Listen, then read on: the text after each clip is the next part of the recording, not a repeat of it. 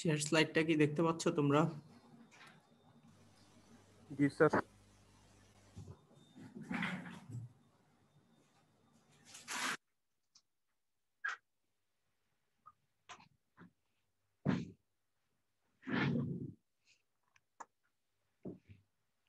আচ্ছা, তো আজকের ক্লাস আমরা শুরু করতেছি। আজকের ক্লাস হচ্ছে গিয়ে রেজোন্যান্ট সুইচ কনভার্টার, সেটার আরেকটা টাইপ। গত ক্লাসে আমরা যেটা দেখে আসছি জিরো কারেন্ট সুইচিং, আজকের ক্লাসে আমরা দেখব রেজোন্যান্ট সুইচ কনভার্টারের জিরো ভোল্টেজ সুইচিং কিভাবে হয়। এই ক্ষেত্রে আসলে আমাদের যে জিরো ভোল্টেজ সুইচিং, এটার যে মূল কনসেপ্ট সেটা হচ্ছে যে যখন আমাদের এই সুইচটা কখন ক্লোজ করতে হবে। সুইচ আমরা জানি যে সুইচ যখন ক্লোজ করা হয় তখন তার অ্যাক্রসে ভোল্টেজ জিরো থাকে। তো সেই অবস্থায় যদি আমাদের সুইচের অ্যাক্রসে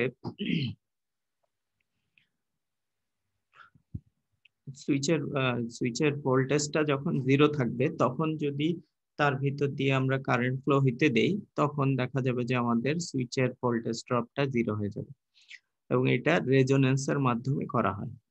তো এটার মূল সার্কিট যেটা, সেই মূল সার্কিটটা হচ্ছে আমাদের এ নাম্বার সার্কিটে যেটা দেখানো হচ্ছে সেটা হচ্ছে আমাদের মূল সার্কিট। এটা একটা DC to DC converter, input হচ্ছে গিয়ে ডিসি, আউটপুট হচ্ছে ডিসি। আর আমাদের সুইচের অ্যাক্রসে এখানে দুইটা ডিভাইসকে কানেক্ট করা হয়েছে, একটা হচ্ছে গিয়ে ডায়োড ডিএস আর একটা হচ্ছে গিয়ে ক্যাপাসিটর সিআর, এটা রেজোন্যান্ট ক্যাপাসিটর। এর সাথে সিরিজে একটা ইন্ডাক্টর কানেক্ট করা হয়েছে কারেন্ট ফ্লো করার জন্য। একটা ফ্রি হুইলিং ডায়োড আছে ডি1, তার সাথে আমাদের আউটপুটে এল নট এবং সি নট ফিল্টারিং এর ব্যবস্থা রাখা হয়েছে, আর আউটপুট হচ্ছে গিয়ে একটা লোড রেজিস্ট্যান্স আরএল। তো শুরুতে যে অ্যাজাম্পশনটা ধরে নেওয়া হয়েছে সেটা হচ্ছে যে শুরুতে আমাদের সুইচটা ক্লোজ ছিল একদম, মানে টাইম কাউন্ট করার আগে, t=0 আগে সুইচ ক্লোজ করা ছিল। সুইচ ক্লোজ করা থাকলে আমাদের এখানে ভোল্টেজ ড্রপ জিরো হয়ে যাবে। সো ডায়োডের অ্যাক্রসে এবং ক্যাপাসিটর অ্যাক্রসে ভোল্টেজ হবে জিরো। সো সোর্স থেকে পুরো কারেন্টটাই হচ্ছে গিয়ে আমার ইন্ডাক্টরের ভিতর দিয়ে ফ্লো হবে। সেই ক্ষেত্রে আমার এই ডায়োডটা টার্ন অফ অবস্থায় থাকবে, ডায়োড ডি1। পুরো কারেন্টটাই আমার আউটপুট লোডের ভিতর দিয়ে ফ্লো হবে, এবং সেই কারেন্টের পরিমাণ হচ্ছে গিয়ে আই নট। এবং এখানে একটা অ্যাজাম্পশন ধরে নেওয়া হয়, সেটা হচ্ছে যে আমার যেই আউটপুট যে কারেন্ট সেটার মধ্যে রিপল অনুপস্থিত, অর্থাৎ ফিল্টারিং করে ফেলা হয়েছে এখানে। আই নট কারেন্টটা একটা কনস্ট্যান্ট কারেন্ট। আচ্ছা, এরপরে এই এখানে যতটুকু ঘটছে সেই ঘটনাটুকু এখানে বলা হয়েছে, অর্থাৎ টাইম জিরো কিন্তু এখান থেকে কাউন্ট করা শুরু হয়েছে। তার আগে কি কি বললাম? তার আগে বললাম যে ক্যাপাসিটরের ভোল্টেজ জিরো, সেটা এখানে আছে। ইন্ডাক্টরের ভিতর দিয়ে একটা ripple free constant current flow হইতেছে, সেটা হচ্ছে গিয়ে এটা। আর ভিএক্স যে ভোল্টেজটা, অর্থাৎ আমার ডায়োডের অ্যাক্রসে যে ভোল্টেজটা, ডি1 ডায়োডের অ্যাক্রসে যে ভোল্টেজটা, সেই ভোল্টেজটা আসলে আমার ভিএস এর সমান হবে। কারণ হচ্ছে যে ইন্ডাক্টরের ভিতর দিয়ে যদি কনস্ট্যান্ট কারেন্ট ফ্লো হয়, তাহলে তার এভারেজ ভোল্টেজ 0 হবে। এখন টাইম টাইম কাউন্ট হওয়ার শুরুতে যে ইয়েটা করা হলো, সেটা হচ্ছে যে আমার সুইচটাকে ওপেন করে ফেলা হলো। সুইচটা ওপেন করলে এটার ইকুইভ্যালেন্ট সার্কিট দাঁড়াবে এরকম, figure number B. Switch open থাকলে আসলে আমার তখন এদিক দিয়ে একটা কারেন্ট আসবে, কারেন্টটা এসে আমার ক্যাপাসিটরটা তখন হিসাবে আসবে, সিআর ক্যাপাসিটর যেটা। ডায়োড ডিএস টা রিভার্স বায়াস হয়ে যাবে, সো তাকে ওপেন ধরা যাবে। আমার কারেন্টটা তখন এদিক দিয়ে এসে এল আর এই ইন্ডাক্টরটার ভিতর দিয়ে ফ্লো হবে। তখন আমার ডায়োড ডি1 টা রিভার্স বায়াস হয়ে যাবে, বা রিভার্স বায়াসেই থেকে যাবে। তো পুরো কারেন্টটা তখন আমার আউটপুটের ভিতর দিয়ে ফ্লো হবে। এখন তাহলে ক্যাপাসিটর আস্তে আস্তে এনার্জাইজ হবে। ক্যাপাসিটর এনার্জাইজ হওয়া মানে হচ্ছে যে ক্যাপাসিটরের ভোল্টেজ আস্তে আস্তে বাড়তে থাকে। আচ্ছা, ক্যাপাসিটরের ভোল্টেজ, কারেন্ট, ইন্ডাক্টরের ভিতর দিয়ে কারেন্ট তো ইনস্ট্যান্টিনিয়াসলি চেঞ্জ হতে পারবে না। ক্যাপাসিটর এনার্জাইজড হওয়ার মধ্যবর্তী ধাপে ইন্ডাক্টরের কারেন্টটা স্লাইটলি রিডিউস হবে। হ্যালো,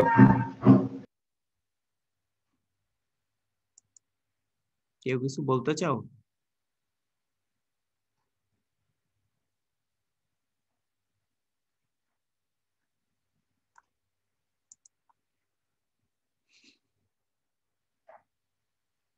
এখন এই ইভেন্টটা কতখানি সময় ধরে চলবে? এই ইভেন্টটা চলবে হচ্ছে গিয়ে 0 থেকে t1 টাইম পর্যন্ত। 0 থেকে t1 টাইমের ভিতরে আমার ক্যাপাসিটরের ভোল্টেজটা বেড়ে বেড়ে ভিএস ভোল্টেজটার সমান হবে। সো ক্যাপাসিটর আস্তে আস্তে ক্যাপাসিটরের ভোল্টেজ বাড়তেছে, ক্যাপাসিটরের ভোল্টেজ বেড়ে সোর্স ভোল্টেজের সমান ভোল্টেজে পরিণত হবে। সোর্স ভোল্টেজের সমান ভোল্টেজে পরিণত ওই ইনস্ট্যান্টে যেটা হবে যে আস্তে আস্তে তোমার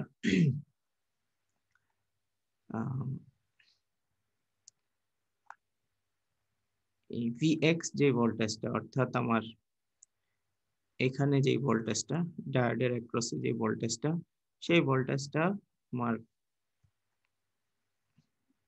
আগে ছিল হচ্ছে গিয়ে আমার সোর্স ভোল্টেজের সমান।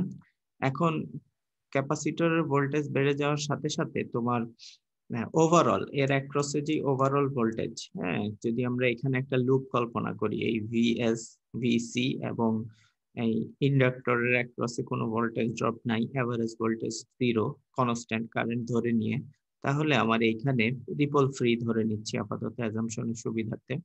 তাহলে আমার এই যে এই একটা কমপ্লিট লুপ আছে, এই লুপের ভিতর, লুপের কেভিএল অনুযায়ী ভিসি যত বাড়তে থাকবে ভিএক্স তত কমতে হবে, এবং ভিএক্স কমতে কমতে এক পর্যায়ে যখন ভিসি ভিএস এর সমান হয়ে যাবে, তখন আমার ইন্ডাক্টর অ্যাক্রস এই ডায়োডের অ্যাক্রস ভোল্টেজটা শূন্য হয়ে যাবে। ডায়োডের অ্যাক্রস ভোল্টেজ শূন্য হয়ে যাওয়া মানে হচ্ছে গিয়ে এই ডায়োডটা তখন আহ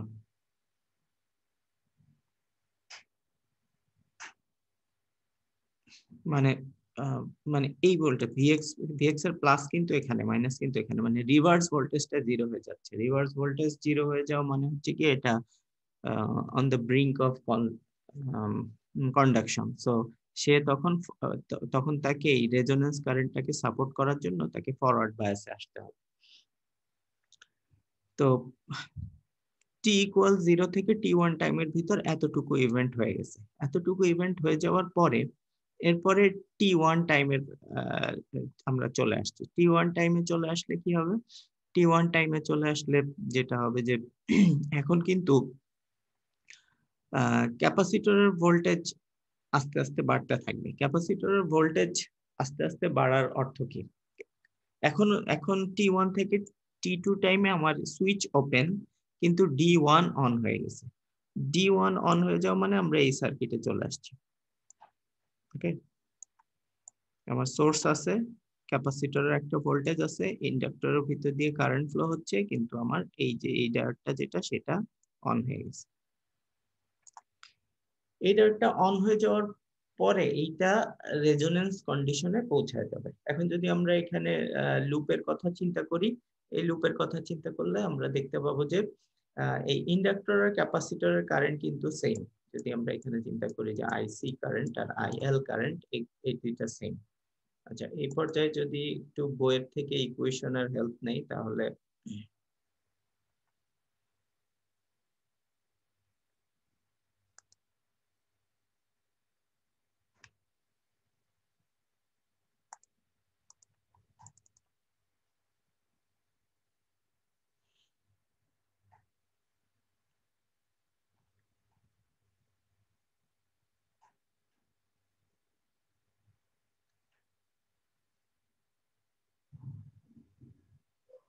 T1 থেকে T2 টাইমে আমার এই লুপটার ভিতর যেই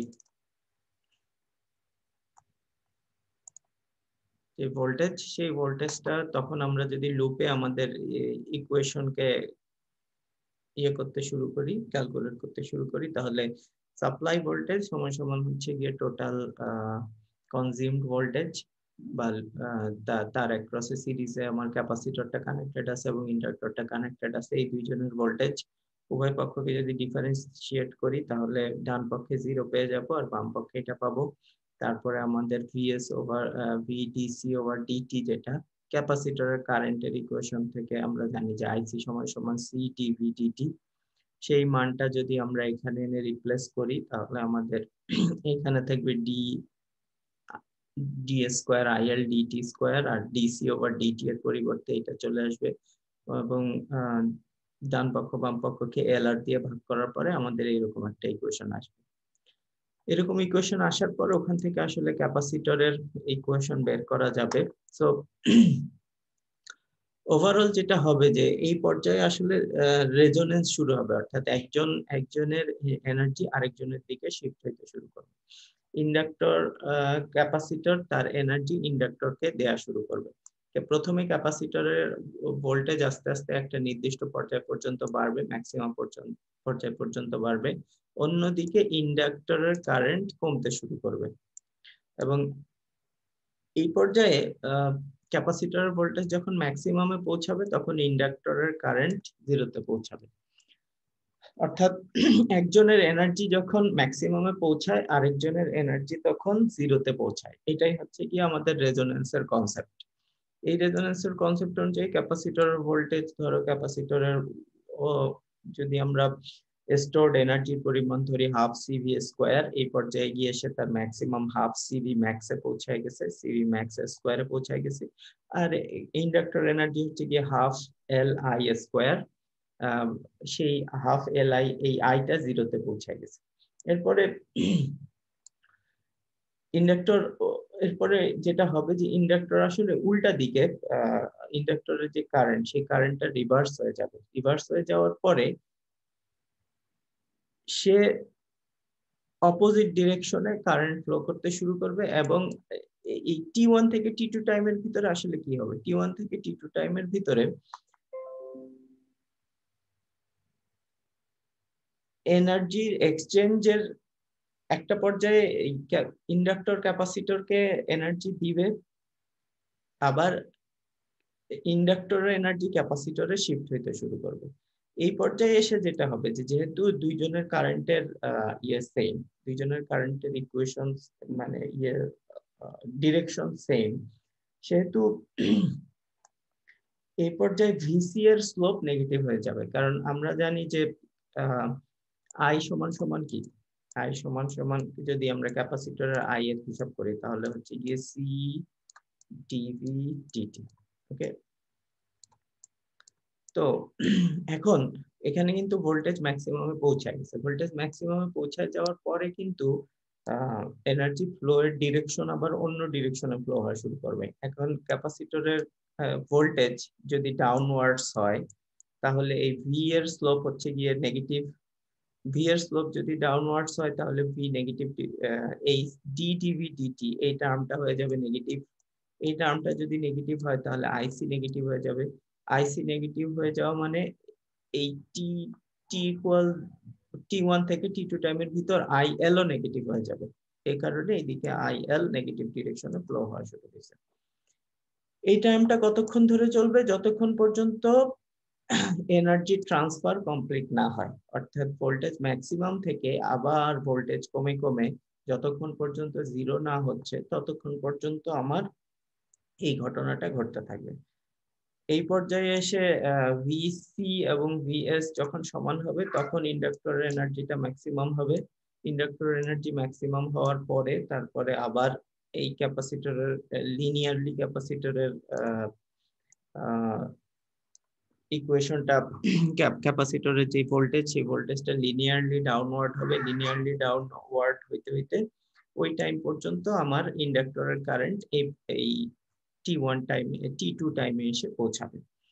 T2 টাইমে এসে ইন্ডাক্টরের কারেন্ট পৌঁছানোর পরে তখন যে ঘটনাটা ঘটবে সেটা হচ্ছে যে এই পর্যায়ে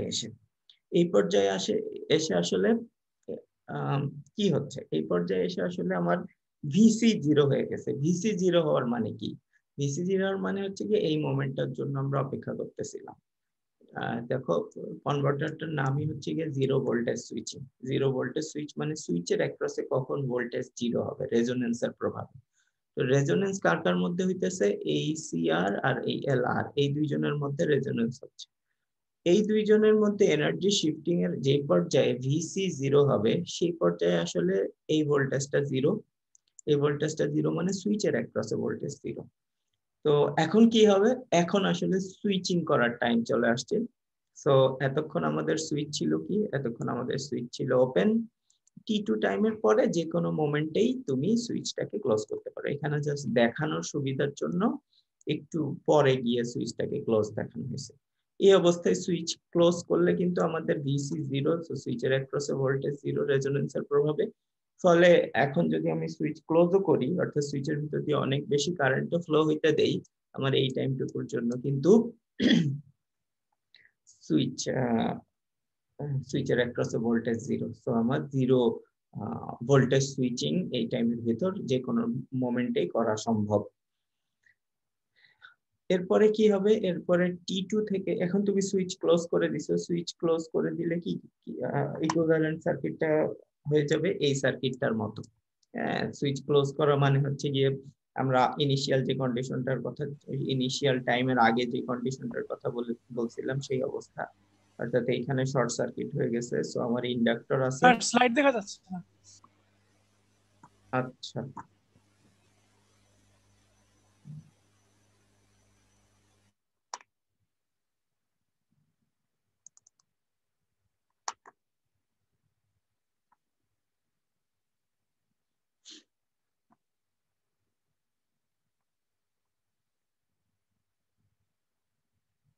আচ্ছা, তো এতক্ষণ যা বলছি তোমরা কি বুঝতে পারছো না পারো নাই?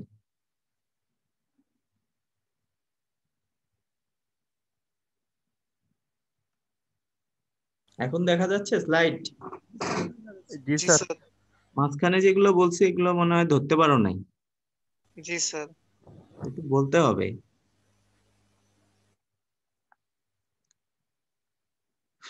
যেটা বলতেছিলাম সেটা হচ্ছে যে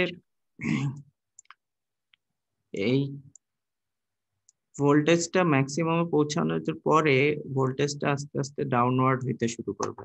ভোল্টেজ ক্যাপাসিটরের ভোল্টেজ ডাউনওয়ার্ড হওয়ার মানে হচ্ছে যে ডিভি ওভার ডিটি, এই স্লোপ যেটা, এইটা নেগেটিভ হয়ে যাওয়া। এটা নেগেটিভ হয়ে যাওয়ার মানে হচ্ছে যে আইসি নেগেটিভ হয়ে যাওয়া।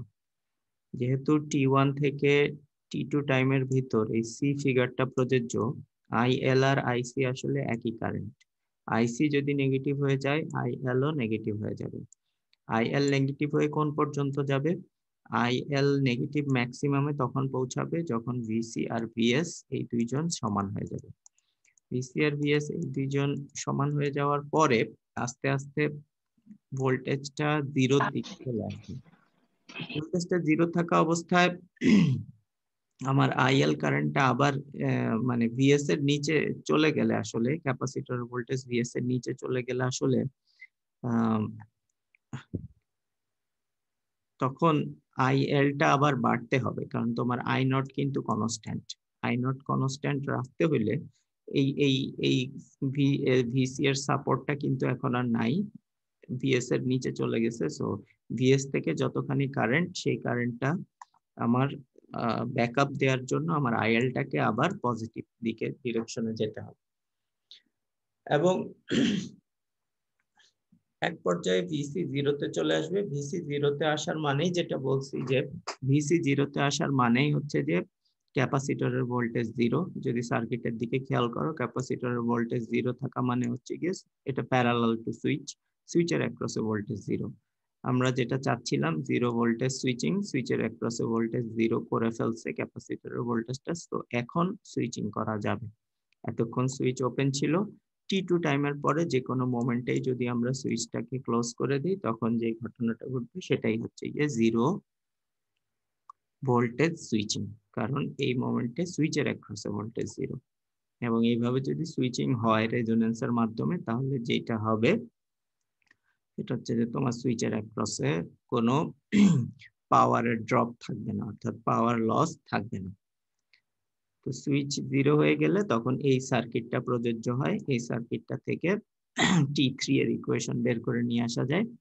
T3 এর পরে সুইচ ক্লোজ থাকা অবস্থায় ইন্ডাক্টর তখন আস্তে আস্তে আবার চার্জ আপ হইতে শুরু করবে। ইন্ডাক্টরের কারেন্টের একটা ম্যাক্সিমাম ভ্যালু আছে, সেই ম্যাক্সিমাম ভ্যালুতে এসে পৌঁছায় যাবে। পৌঁছায় গেলে আবার আমাদের ওই ডায়োডটা আবার এই এই যে ফ্রি হুইলিং ডায়োড, এই ডায়োডটা আবার তখন তোমার ওপেন হয়ে যাবে। ওপেন হয়ে গেলে তখন আমরা যে ইনিশিয়ালি যে এই মোমেন্টটায় চলে আসছিলাম, সেই মোমেন্টটা আবার ব্যাক করবে। এইভাবে তোমার জিরো ভোল্টেজ সুইচিং করা সম্ভব হবে। এবং এইখানে যে রিকোয়ার্ড যে ইকুয়েশন গুলা, জিরো কারেন্ট সুইচিং এ যেভাবে আমরা ইকুয়েশন ডিরাইভ করছি, এখানেও সেইভাবেই ইকুয়েশন গুলা ডিরাইভ করা হয়েছে। কখনো ভোল্ট মানে বাউন্ডারি কন্ডিশন গুলাকে ইউজ করে ডিফারেন্সিয়াল ইকুয়েশন সলভ করা হয়েছে। প্রথমটার জন্য একটা ডিফারেন্সিয়াল ইকুয়েশন ওয়ান অর্ডারের, ফার্স্ট অর্ডারের ডিফারেন্সিয়াল ইকুয়েশন সলভ করে T1 পাওয়া যায়। তারপরে সেকেন্ড অর্ডারের ডিফারেন্সিয়াল ইকুয়েশন সলভ করে T2, T3 পাওয়া যায়। এর আউটপুট ভোল্টেজের ফাইনাল ইকুয়েশনটা এই রিলেশনশিপটা মেনটেন করে, যেটা ইনপুট ভোল্টেজ, সুইচিং ফ্রিকোয়েন্সি এবং টাইম T3 এবং T1 এর সাথে সম্পর্কযুক্ত। অর্থাৎ T3 এবং T1 কখন অকার করতেছে তার উপর বেস করে আসলে আমাদের V নট নির্ধারিত হবে। আর ডিসি টু ডিসি কনভার্টারের কনসেপ্ট অনুযায়ী আমরা জানি যে ভিএস টা আমার ফ্রিকোয়েন্সি কিংবা ডিউটি সাইকেল যেটা, তার সাথে ডিরেক্টলি রিলেটেড। T3 এবং T1 যেটা, তারা আবার আমার এই যে LR এর মান কত, তারপরে হচ্ছে গিয়ে CR এর মান কত, এই মানগুলোর উপর কিন্তু ডিপেন্ড করে। অর্থাৎ এই মানগুলা মডিফাই করে তুমি আসলে যেটা করতে পারতেছো, রেজোনেন্সের টাইমিংটাকে কম বেশি করতে পারতেছো। আর রেজোনেন্সের টাইমিংটাকে ভ্যারি করার মাধ্যমে তুমি আসলে আউটপুট ভোল্টেজকে কন্ট্রোল করতে পারতেছো। তো এগুলা সবই আমার ভ্যারিয়েবল প্যারামিটার। এগুলা সিলেক্ট করে T1, T3 নির্ধারণ করা যাবে। আর T1, T3 নির্ধারণ করা গেলে তখন আমাদের সুইচিং ফ্রিকোয়েন্সিটা ভ্যারি করে করে আমরা আসলে আউটপুট ভোল্টেজটাকে চেঞ্জ করতে পারবো। এবং এইখানে হচ্ছে গিয়ে যে কখন সুইচ ওপেন করতে হবে, কখন সুইচ ক্লোজ করতে হবে, সেটা তোমার এই টাইমটার উপর নির্ভর করবে। সো এটা কন্ট্রোল, এটা একটা কন্ট্রোল প্রবলেম, যে কন্ট্রোলারটা তুমি কিভাবে ডিজাইন করবা, কখন সুইচ অন করবে কখন সুইচ অফ করবে, সেটা কন্ট্রোলারকে বলে দিতে হবে। এই T1, T2, T3 মেজার করে কন্ট্রোলারকে বলে দিতে হবে যে এই টাইমে সুইচ অন হবে, এই টাইমে সুইচ অফ হবে। আর দুই রকম রেজোনেন্ট ইনভার্টার একটা আছে। সেই রেজোনেন্ট ইনভার্টারের কনসেপ্ট হচ্ছে যে আমরা ইনভার্টারের যে কনসেপ্ট সেটাই, ডিসি থেকে এসি চাচ্ছি, এটা আমার লোড, এখানে একটা এসি ভোল্টেজ আমরা এক্সপেক্ট করতেছি, এটা হচ্ছে গিয়ে আমাদের ডিসি ইনপুট ভোল্টেজ। এখানে সুইচিং গুলা অন অফ করতে হবে, যে কোনো এক টাইমে এই দুইটা পেয়ার অন থাকবে, আবার কোনো এক টাইমে অপর দুইটা পেয়ার অন থাকবে। ফলে পজিটিভ হাফ সাইকেল পাওয়া যাবে এবং নেগেটিভ হাফ সাইকেল পাওয়া যাবে কারেন্টের, সেই কারেন্টটা এই দিক দিয়ে ফ্লো হবে। সেই কারেন্টটা ফ্লো হওয়ার পরে এখানে একটা সিরিজ এলসি সার্কিট কানেক্টেড থাকে।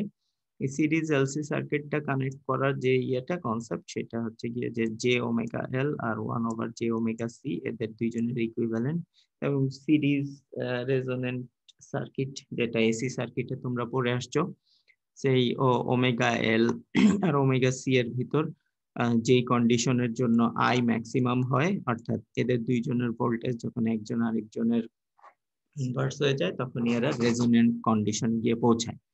ওই রেজোনেন্ট কন্ডিশনটা ডিটারমাইন করলে ওই রেজোনেন্ট কন্ডিশনে যদি তুমি সুইচ করো, তাহলে তোমার সুইচের অ্যাক্রসে তোমার ভোল্টেজটা 0 হবে, এবং সুইচের অ্যাক্রসে ভোল্টেজ 0 থাকলে তখন তোমার আসলে জিরো জিরো ভোল্টেজ সুইচিং করা তোমার পক্ষে সম্ভব হবে। সো এইভাবে আসলে সিরিজ রেজোনেন্ট ইনভার্টারও অ্যাপ্লাই করা সম্ভব। তারপর parallel resonant DC to DC কনভার্টারও অ্যাপ্লাই করা সম্ভব। এখানে তুমি একটা ডিসি, এই পার্টে হচ্ছে গিয়ে ডিসি সাপ্লাই, সেই ডিসি থেকে এই সুইচ গুলাকে ইউজ করে তুমি এখানে এসি তে কনভার্ট করলা, এবং এসি তে কনভার্ট করার পরে এসির একটা ওমেগা থাকবে। সেই ওমেগার অনুযায়ী আসলে আমার এই এলসি যে কনভার্টারটা আছে, সেই কনভার্টারটার রেজোনেন্ট কন্ডিশন নির্ধারিত হবে। সেই রেজোনেন্ট কন্ডিশন অনুযায়ী তুমি এল আর সি কে সিলেক্ট করবা। ওই কন্ডিশনে আসলে তোমার যদি তুমি সুইচিং গুলা করো, তাহলে তোমার আউটপুটে সুইচের অ্যাক্রসে তোমার ভোল্টেজ তুমি 0 পাবা। তখন যদি সুইচিং গুলা করো, তখন তোমার সুইচিং লস মিনিমাম বা 0। এরপরে এখানে যে এসিটা পাওয়া যাবে, সেই এসিটাকে আসলে আবার রেকটিফায়ার দিয়ে ডিসি করা হয়েছে, এবং তারপরে আউটপুটে সেই ডিসিটাকে নেওয়া হয়েছে ফিল্টারিং করে, এলসি ফিল্টারিং করে। সো এইভাবে parallel resonant DC to DC converter পাওয়া সম্ভব, সিরিজ রেজোনেন্ট ইনভার্টার পাওয়া সম্ভব। Parallel resonant DC to DC কনভার্টারের কনসেপ্টটা বললাম, ইকুইভ্যালেন্ট সার্কিট দেখলাম, এগুলার রিলেটেড ম্যাথও বইয়ে কিছু দেয়া আছে, দেখে নিবা। মূল বিষয়টা হচ্ছে যে সার্কিটের অ্যাপ্লিকেশনটা আমরা বুঝতে পারতেছি কিনা সেটা। এই ছিল মোটামুটি আমাদের রেজোনেন্ট কনভার্টার। আর ডিসি মোটর কন্ট্রোল নামে একটা অংশ আছে, সেই অংশটা একটু তখন ওই চ্যাপ্টারে দেখানো হয় নাই। নেক্সট ক্লাসে ওইটা দেখাই দিব, এটা দেখালে আমাদের সিলেবাস মোটামুটি শেষ হয়ে যাবে। আজকের ক্লাস রিলেটেড কোনো কোশ্চেন থাকলে বলতে পারো।